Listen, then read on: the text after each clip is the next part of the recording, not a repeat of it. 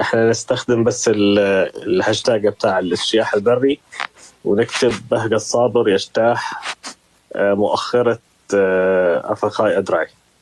الله، يمكن تستفزه، ممكن يجي يقول لك انا طيزي سليمه. لا، هو انا اعتقد طيزه هو عارف انها مش ممكن يطلع يقول لا ما اقتحتش، اقول له طب نكشف عليها.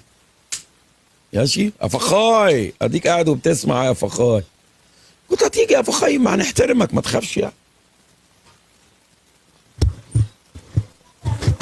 عنده 100 ممكن نوصلوا ل 1000. انتوا 3500 وصلوك ل 1000 يا عباس ولا لسه؟ انا 740.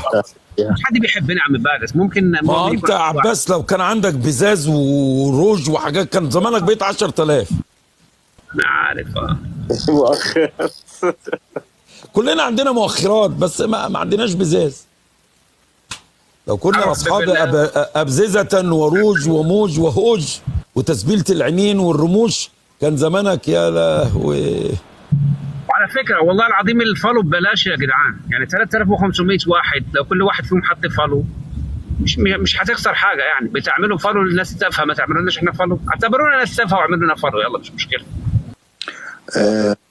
اخ زيد، بس في شغله هلا، يعني حساب غزه الان اللي هو اكبر حساب اخباري بغطي اخبار غزه وحساب موثوق، يعني نشر قبل نص ساعه الاحتلال يتحدث عن اسر جندي اسرائيلي في اشتباكات مع المقاومه الفلسطينيه شرق مخيم البريج وسط قطاع غزه قبل قليل.